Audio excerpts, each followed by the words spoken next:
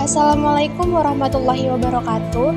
Perkenalkan, kami dari kelompok 6 ingin mempresentasikan hasil presentasi kami mengenai pembangkit listrik tenaga nuklir atau yang biasa disebut PLTN. Pembangkit listrik tenaga nuklir atau yang lebih dikenal dengan singkatan PLTN sudah digunakan teknologinya lebih dari 50 tahun yang lalu. Keunggulan PLTN adalah tidak menghasilkan emisi gas CO2 sama sekali.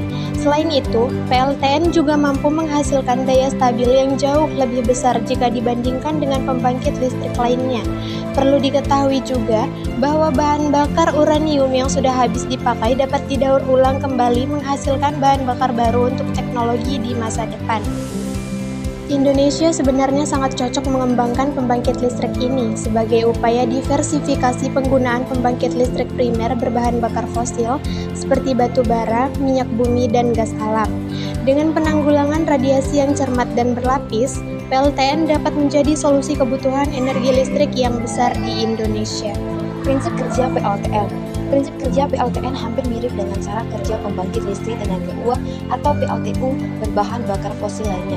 Jika PLTU menggunakan boiler untuk menghasilkan energi panas, maka PLTN menggantikannya dengan menggunakan reaktor murni. PLTN juga memiliki prinsip kerja yang sama, yaitu di dalam reaktor terjadi reaksi fisi bahan bakar uranium sehingga menghasilkan energi panas. Kemudian air di dalam reaktor dididihkan. Energi kinetik uap air yang didapatkan digunakan untuk memutar turbin sehingga menghasilkan listrik untuk diteruskan ke jaringan transmisi. Komponen-komponen inti reaktor. Bahan bakar nuklir yang terbuat dari bahan bakar yang berisi uranium alam, plutonium atau U-233 namun dapat dicampur material-material tidak berfisi. 2. Moderator, berfungsi untuk memperlambat kecepatan termal. 3. Perisai termal, berfungsi menyerap radiasi. 4. Reflektor, berfungsi untuk memantulkan kembali neuron yang mengendalikan inti bahan bakar. 5. Tangkai reaktor, berfungsi untuk membungkus seluruh inti reaktor, reflektor, dan perisai termal. Dengan demikian, tangki reaktor membentuk pula saluran untuk mengatur aliran pendingin melalui dan mengelilingi inti reaktor. 6. Fluida pendingin, berupa bahan gas atau logam cair untuk mengurangi energi panas dalam reaktor. 7. Perisai, membungkus reaktor untuk menahan dan melemahkan semua radiasi yang memastikan sebagai akibat dari proses fisi. 8. Batang-batang kendali, berfungsi untuk mengendalikan proses fisi pembangkitan panas di dalam reaktor, yaitu dengan menyerap neutron berlebihan yang terjadi dari proses fisi. Kelebihan PLTN. 1. Tidak menghasilkan emisi gas rumah kaca. Gas rumah kaca hanya dikeluarkan ketika generator diesel darurat dinyalakan dan hanya sedikit menghasilkan gas.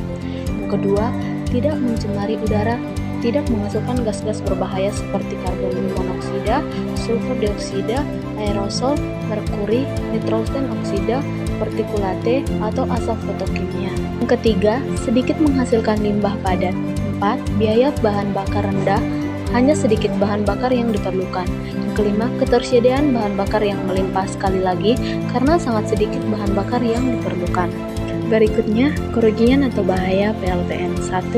Risiko kecelakaan nuklir. Yang kedua, limbah nuklir, limbah radioaktif, tingkat tinggi yang dihasilkan dapat bertahan hingga ribuan. Kesimpulan.